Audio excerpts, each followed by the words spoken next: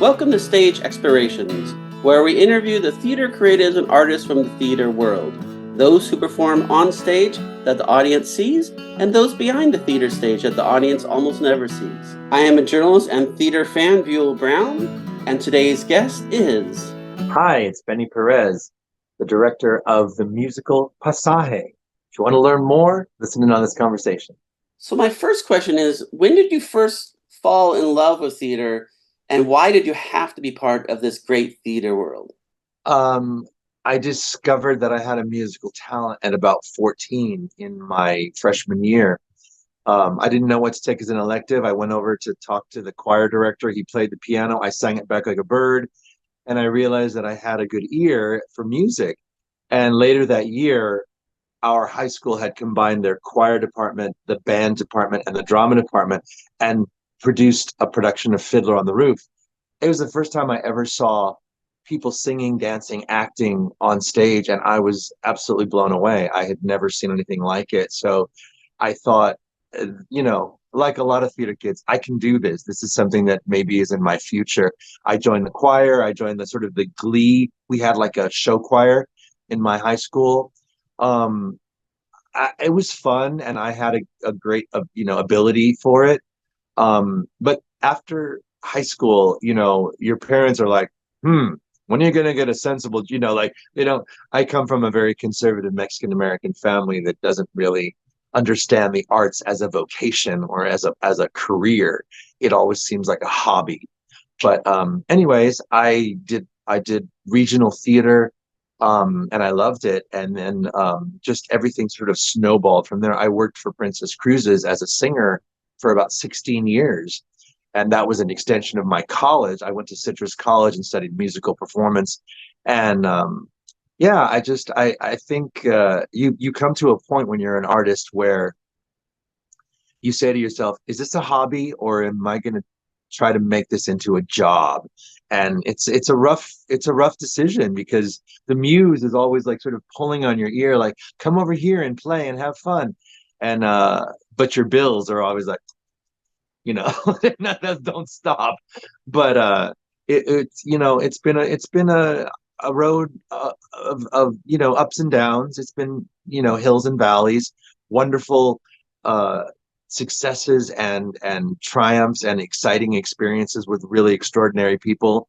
And then, like the pandemic, just times of a drought, a desert, where there's nothing happening and nothing being produced, and you're sort of left in a echo chamber, like, what's happening, so but I just knew when I was like 7 that I loved music, and I knew when I was 14 that I had an ability. And then in high school and college, you develop those skills, and you realize that I this is something that comes very easily to me: learning music, learning lyrics, learning lines, learning staging.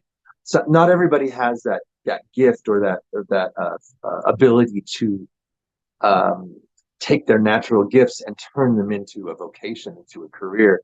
As one of the lucky ones, I've been working pretty steadily, my whole life in the industry.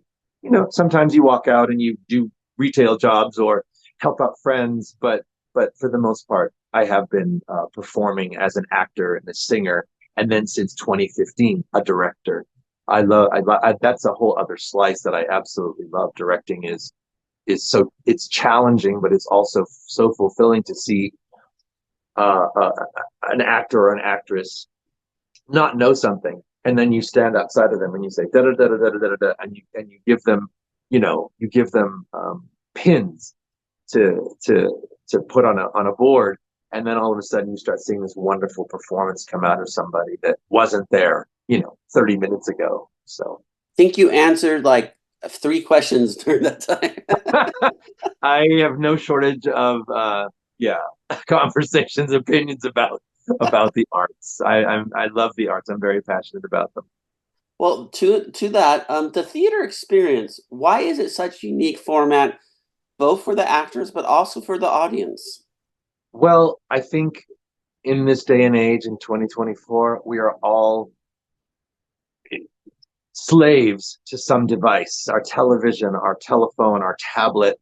and all that stuff is recorded and there for your entertainment and education. I think theater is a uniquely um, uh, immersive art form. When people come to the theater, that's an experience in itself. Buying the ticket, arriving at the theater, finding your seat, the lights going down, and all this is happening in front of you in real time. If someone loses a shoe, if someone falls down the stairs, if someone, if the curtain falls, it's all left to the live performers on stage to deal with whatever happens. Whereas like in the recorded media, we just do another take and we'll get it right so that it's perfect for the broadcast or for the project. But I love theater because there's an immediacy, there's an intimacy, and there's also I was thinking about it the other day. There's three elements to our theater world. There is the creative team that creates the show and that refines it. You have a group of performers who are performing it and doing it for the pleasure of the audience and for themselves as well. But the third and one of the most important elements is the audience. They're there to experience what we know how to do, what we can, the emotions that we can um, uh, inspire in them. And also, someone asked me like, what's your life?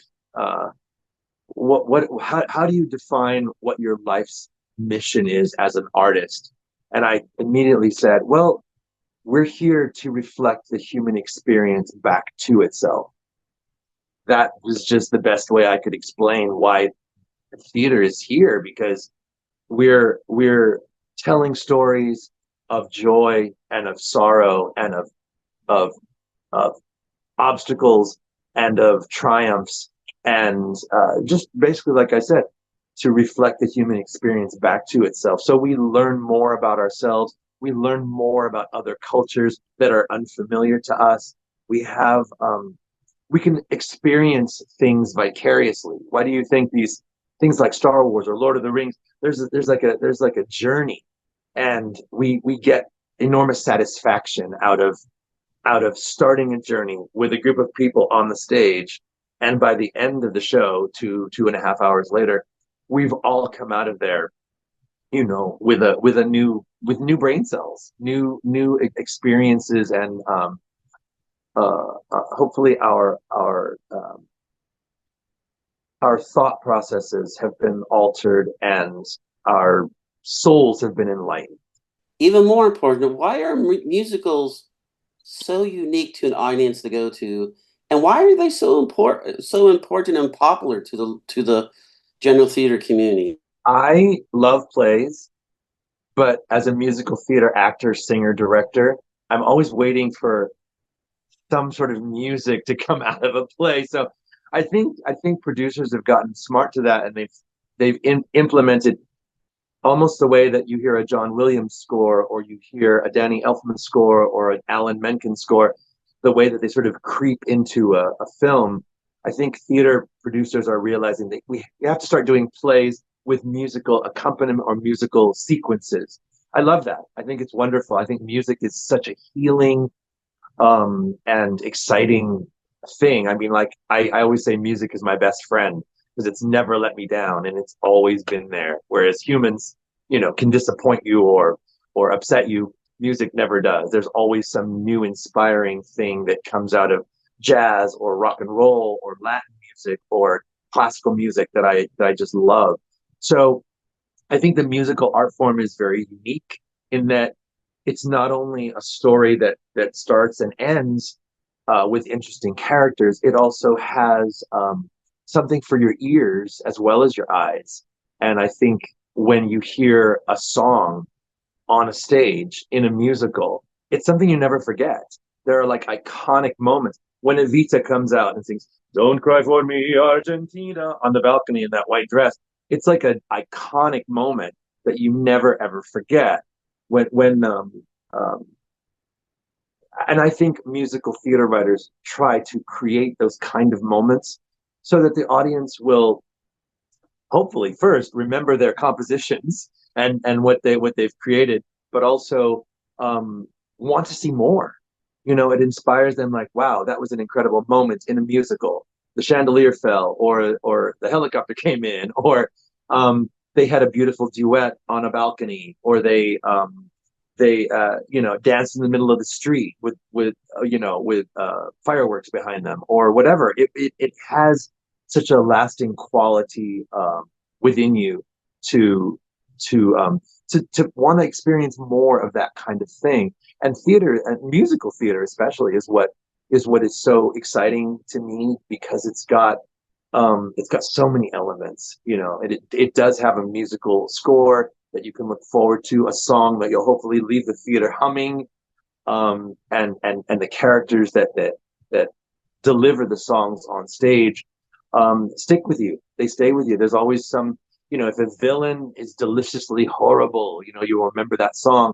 If a hero or a heroine has an obstacle, and they express it through that song, you're along with them. You're right along with them. And when you go on YouTube, or you buy a CD, or you listen to it streaming, you can relive that moment again. And I think it's very emotional, and very it's sort of ineffable. Like, you can't really explain, like, well, why do I love that song? Why do I love Somewhere Over the Rainbow? Because someone wrote that song, someone performed that song, and it sticks to your insides forever.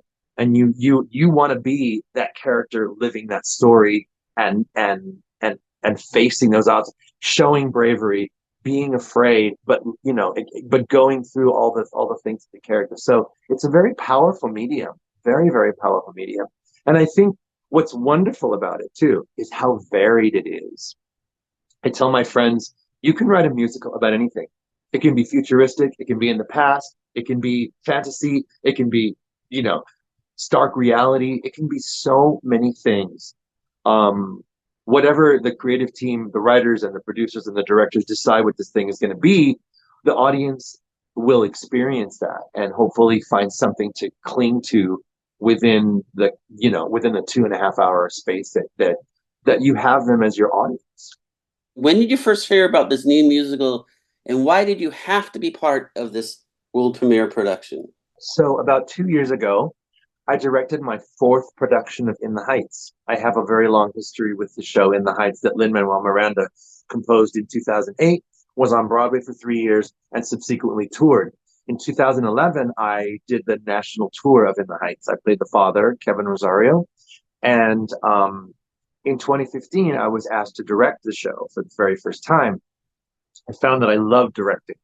And so in 2015, 2017, 2018, and 2022, I directed really successful sold out productions regionally here in Southern California, of the musical In the Heights.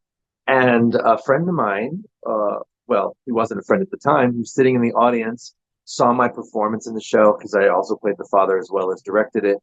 And he thought, I like this person's direction. He really understands the dynamic of the Latino community, how to shape these characters into something that's lovable and interesting and educational for the audience. I say he stalked me. He didn't stalk me, but he contacted me. And his name is Chip Healy. He was a former educator in South El Monte, at South El Monte High. And many, many years ago, he challenged his students his to write a piece that was inspired by In the Heights. They saw it when it was here in town, and you know, you can write a show about your community of South El Monte.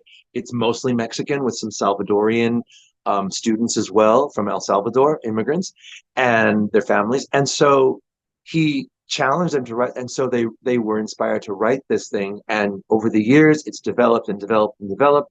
He came to me with this piece, and he said, my students wrote this play, and it's sort of in the same vein of In the Heights, but it's about Mexican Salvadorians in South El Monte. And he said, you know, I think it has a great future to be a wonderful expression of Latino life in the United States. I read it and I thought, wow, this has really, really great bones. The whole thing has really great bones. It is a piece that is in development. We did a reading April in South El Monte and got a lot of feedback. And so he asked me to, when eventually we get a theater to produce this, for me to direct it. He would like, because he admired my directing of In the Heights back in 2022 at the La Mirada Theater, that production. So I said, yeah, I mean, it's a wonderful piece of theater and it's got wonderful characters. One of the things that I I realize as a Mexican American creative artist in living in the Los Angeles area is our film and TV world. They like to. It feels comfortable to represent the Latino community in stereotypes, and whether it's the gangbanger or the spicy maid or the gardener or whatever you can look to as a sort of a Hollywood stereotype. The beauty about In the Heights, and now with Pasaje, this musical that I am currently directing at the Sierra Madre Playhouse, is there's not an emphasis on gangs and drugs and guns and pregnancy and prison, the sort of unsavory aspects that have been exploited in Latinx projects. I'm very proud that this piece doesn't really focus on that. It's about a young biracial man who's grown up in a neighborhood that has no Latin influence. He somehow makes his way down to South El Monte here and rediscovers his what we'd say in Spanish Latinidad, like his culture that he never knew he had, and he meets some people along the way that help change his mind, change his life, and give him a greater perspective. I am so proud that it has that aspect to it, because I think in our world we're so saturated with so many influences and things. A lot of people, whether they are white, Latinx, Black, Asian, Native American, Armenian, Indian, Filipino, whatever you are, you should know where you come from. The people that helped you get here, your ancestors who are looking down upon you and wanting you to do better than they did. It's a universal thing in the United States. We are all immigrants. We are all from, well, except the Native Americans, they're from here, but we are all from somewhere else. And it's important to, there's a line in the show, you can't know where you're going unless you know where you've been. It's a wonderful line of dialogue. And I think it speaks to anybody who wants to know more about their ancestry, wants to know more about it helps inform their future. But every single culture has food and music and clothing and traditions that in our crazy fast-paced world we should continue to honor and represent and recognize and appreciate. So that's one of the beautiful things about Pasaje, is that it's asking the audience, whatever race they are, whatever culture that they are connected to be cognizant of that, and honor your ancestors and move it forward, because you are a better person when you understand your ancestors and the culture that you have been born into on Earth. I think you answered this, but why is this new musical so relevant today for audiences around this country, not just in Southern California, to hear and see and listen to this music? It's important because representation of Latinx communities has been somewhat stereotyped, like I said before, but also quite choppy. I've said my whole life that, when Jennifer Lopez drops a movie, or Ricky Martin has a tour, or John Leguizamo does a theater show, there's a big push towards, and it's Hispanic Heritage Month, and you know, but it's very piecemeal. What people don't realize is that the the Latinx community in the United States is a huge rainbow of people. They are either Mexican American, they are Central American, they are South American, they are Caribbean, the Puerto Rican, Dominican, Cubans. There's so many colors and flavors to our Latinx diaspora, but we're all kind of lumped together in this sort of this sort of brown envelope. And I think it's really important for the people in the United States to understand we're just humans. We're just citizens of the United States, and we want to work, and we want to play, and we want to love, and we want to express ourselves and our culture for other people to enjoy, just the way that any other culture has been able to do that. Black culture, or Italian culture, or Puerto Rican culture, LGBTQ culture. We're all aiming for an equal amount of expression in the arts and in the media. So I think the more people know about other cultures, the more empathy and compassion they will have towards them. And there's a lot of fear stoked in the United States' history from many, many cultures, immigrants, or certain communities that have had prejudices and bigotry thrown at them.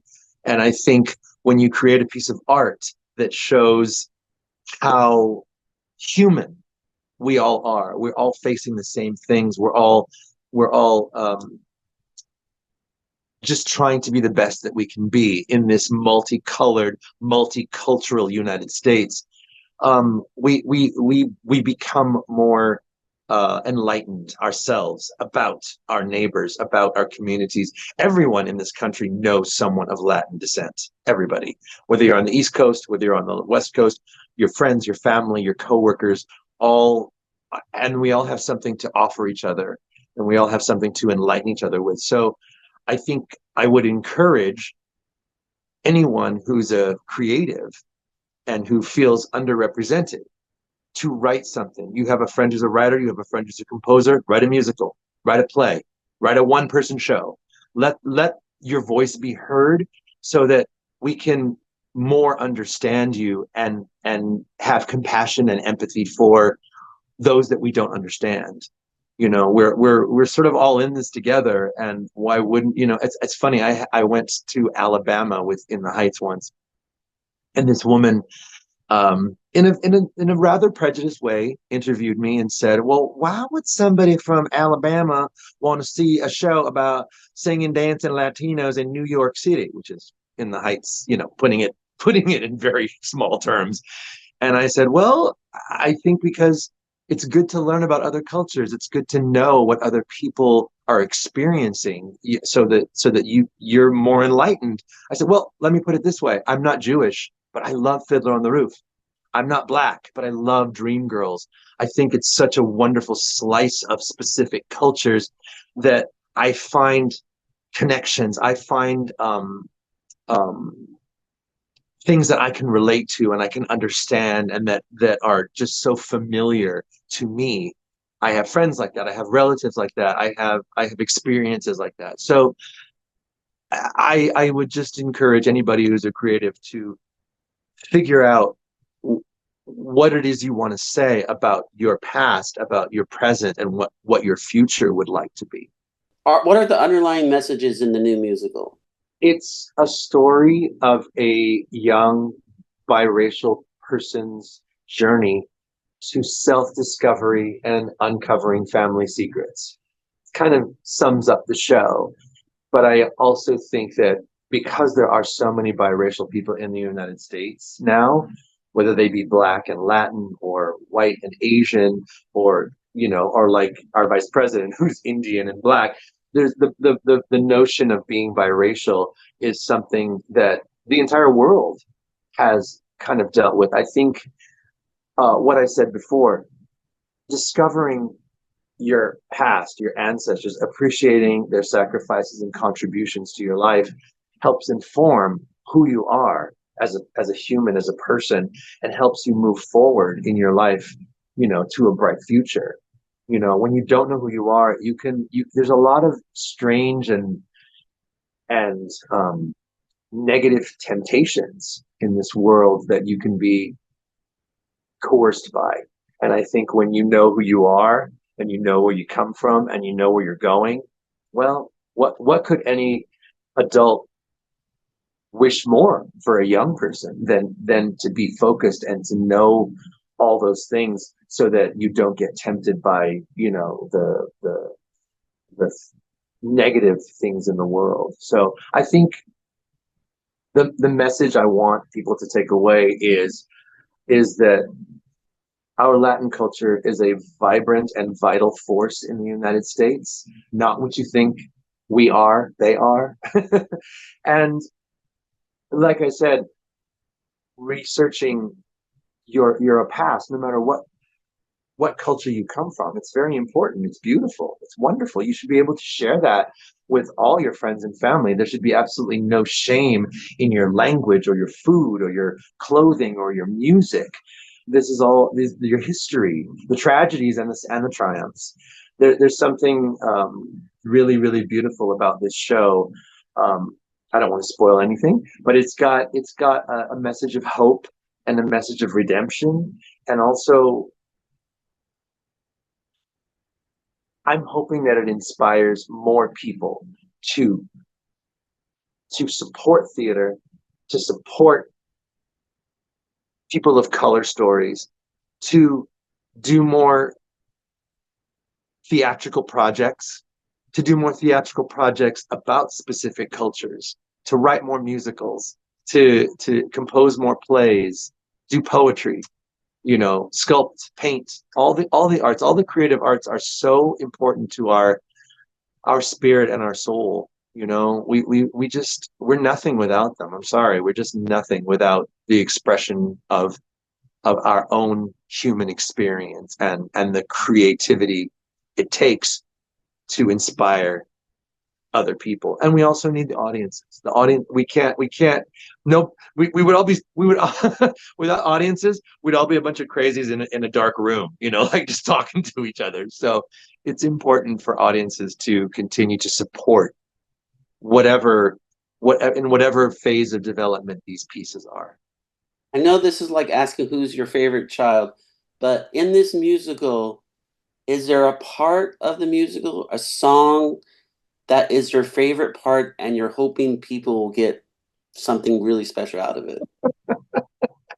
Yes, there is. I mean, I think when we were in rehearsals early on and having meetings, there was this one sequence that so Andy is living in a very white community in Flagstaff, Arizona. He has his father's watch. I'm giving away plot points. He has his father's watch, who he knows very little about, and his mother won't tell him. But he finds a letter that's addressed in South El Monte, the return address in South El Monte. So he makes a decision to go down to South El Monte. And I feel like that's sort of like the first beginning of his journey. The first match is lit. And Asdru Sierra, the composer, wrote this really wonderful song called My Whole Life. And I think it's like the first step that Andy takes on his own as a young person to investigate these mysterious things that he doesn't know about. And I've set him up on sort of this version of the Hogwarts Express. And Tiffany, our projection designer, has the projection moving, behind him. He's leaving Flagstaff, and it's just a beautiful, simple moment. Our character Andy is sitting on a train, and he's singing, "My whole life's been waiting for this. My whole life's been dreaming of this. For my 18th birthday wish, we couldn't ask for more." It's a beautiful, beautiful moment, and it's just getting him from his familiar place to an unfamiliar place. It's almost as though like the tornado in The Wizard of Oz, bringing him to a different community, and it's nothing fancy. It's just him on a train, the beginning of this experience and this journey that he's taking. It's just the simplicity of, I think I like the simplicity of it. We've all been on a journey somewhere. You get on a plane, you get on a train, you get in your car, and you don't know what the other end is going to be like. And it's a journey of discovery, and it's all the things. It's frightening, it's exciting, it's illuminating, it's hilarious, it's tragic, it's all the things that we've all done it. We all should do it more often. Very important question. Why must the theater community and beyond go to this unique musical now? Yes, yes. Well, like I said before, it's an expression, it's a dignified expression of Latino life in the United States. That's when people would ask me about In the Heights. I'm so proud of Lin-Manuel Miranda's creation of that show. And he and the writer Kiara Alegria Hudes, they made a decision that we weren't going to include all that other stuff that you see in film and TV, all the negative stereotypes. So this is an extension of that same idea, not wanting to focus on negative stereotypes of the Latin culture, and how we can show that we're just people who have the American dream, who want to raise their families and love each other and love our neighbors and love our friends, and keep our traditions not just to ourselves, but like within ourselves, but also share them. Like I said before, it's fascinating to learn about other cultures. I feel very sorry for people that are not interested in other cultures, who can't learn about them, appreciate them, honor them, and just recognize the representation. Because that's one of the beautiful things about the United States, is the multiculturalism that we have. Everybody loves Mexican food. Everybody loves Black music. Everybody loves, country music, which is derived kind of from Ireland and from the UK.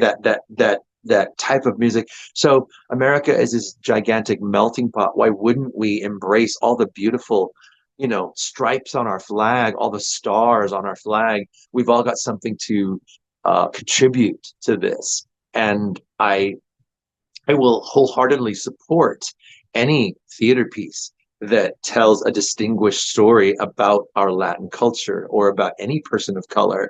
They're a very misunderstood, underrepresented, and sometimes reviled slice of life in the United States. It's unfortunate that in this day and age there's so much representation, and yet there's still so much ignorance. So theater is one way we can all sit in a dark room for a couple of hours, and hopefully by the end of it, you've come out, what I like to say, edutained, educated and entertained. That's the best kind of media I think you can absorb and that you can be a part of and support, is edutainment. It's educating you and it's entertaining you. I'm going to ask this question because I know you're a great actor and director, but I can feel you're a great educator too. And tell us why the arts and specific theater classes should be taught more often in school, and also more importantly, why parents should take their kids more often to live theater productions. Yeah, I I told you my story of being 14 years old and knowing that I had a musical gift, but not knowing quite how to utilize it or apply it.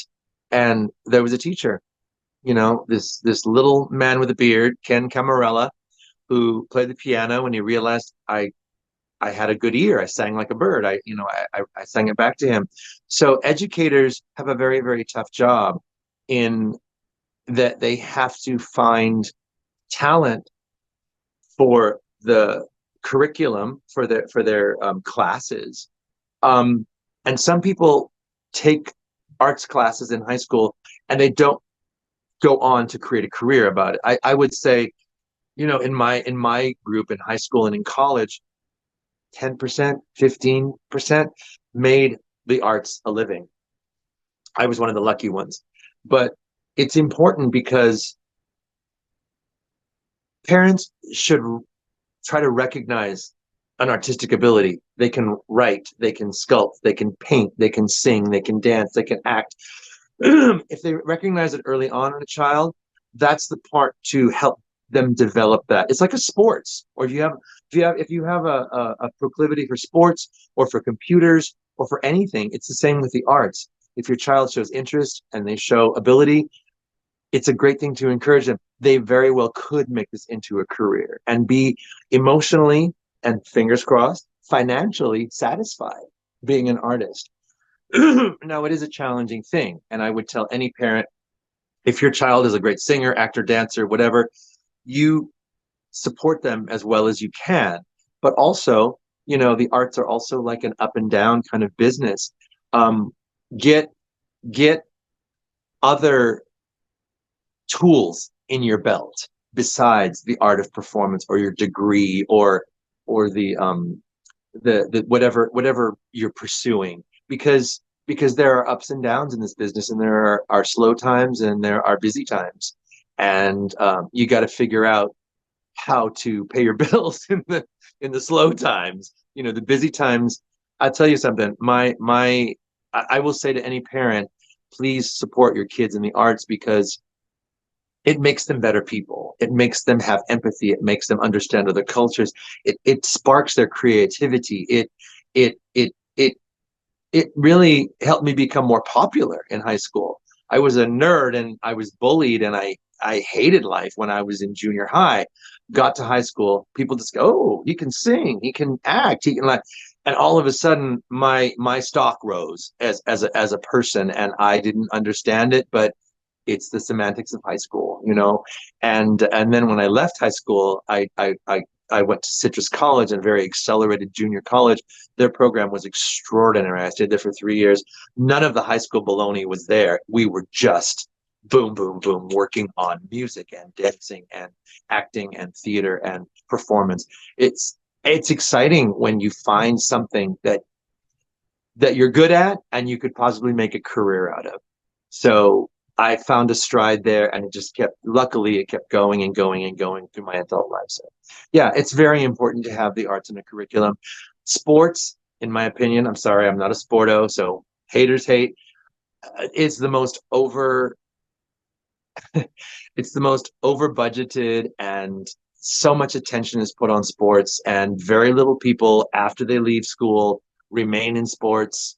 Not everybody becomes a sports star. Not everybody becomes Simone Biles or Tiger Woods, but music lives on in your entire life. My friends who I went to high school and college with, they may not be performers, but they love going to karaoke. They love going to the ballet. They support the symphony. They when a show comes to town, they become patrons of the arts, even if they're not employed as a creative in their career. So it's just all good.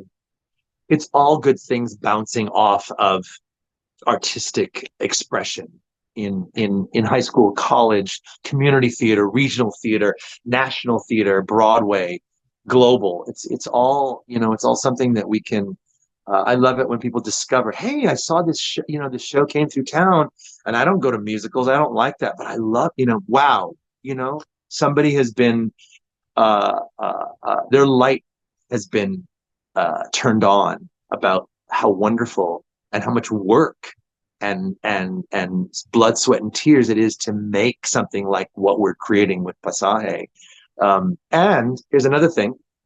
Sorry, one more thing.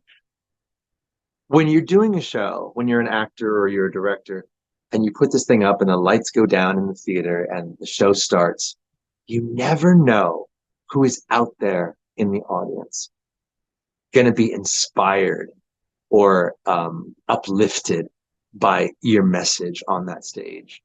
A little child who doesn't, oh, I could never do, well, now I can do that. I see it in front of me. And you can be a director, you can be an actor. Your culture or your family may tell you can't do that. You're like, who are you? You can't do that.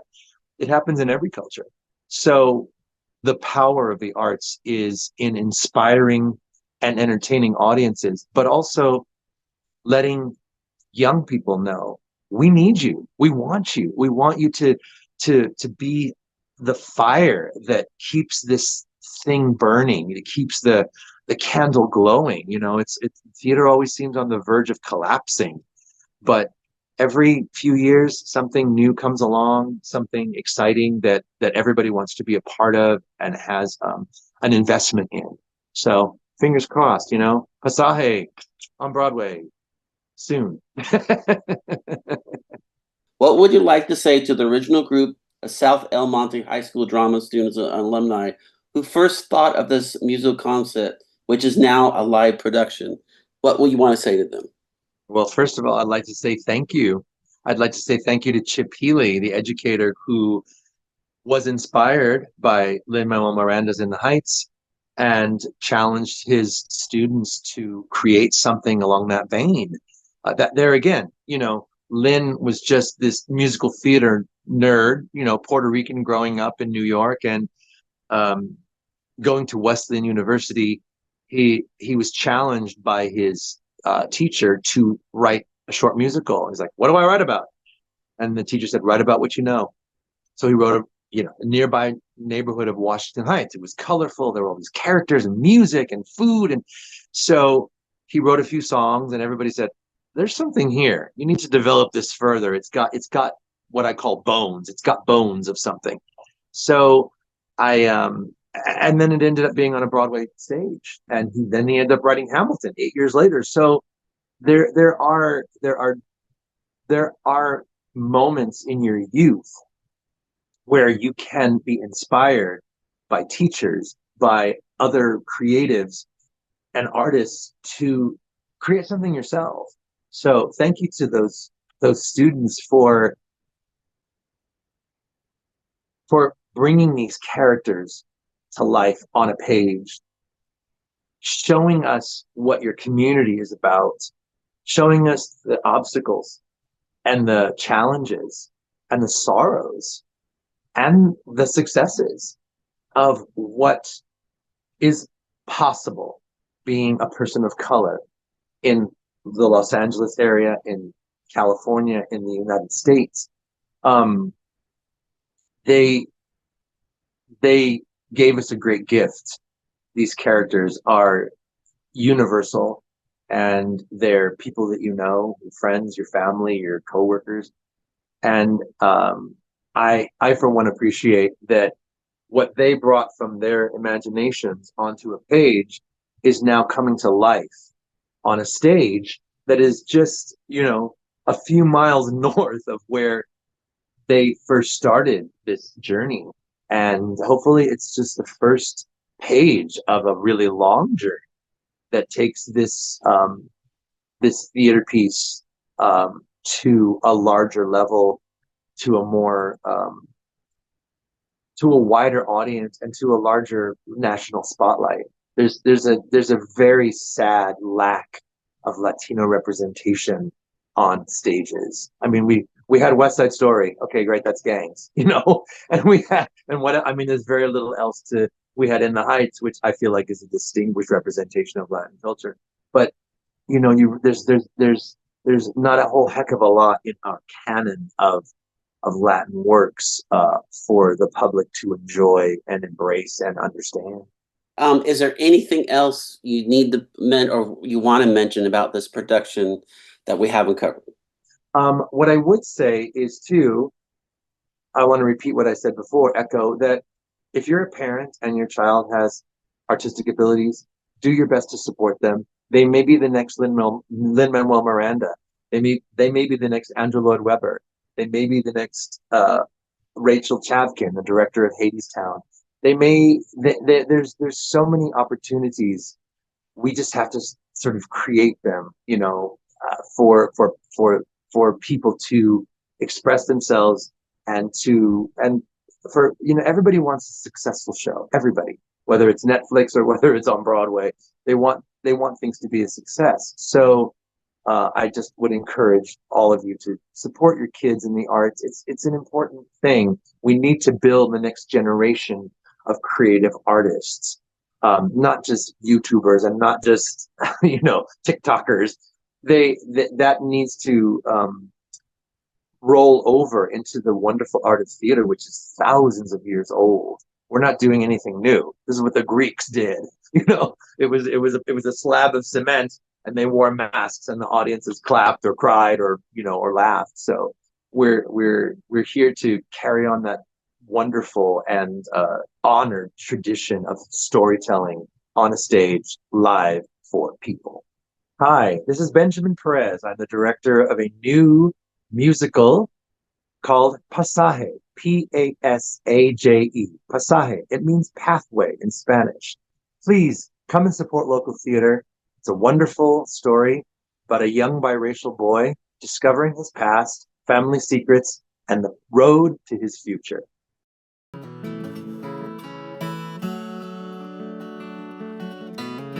Thank you for listening or watching this podcast episode of Stage Explorations.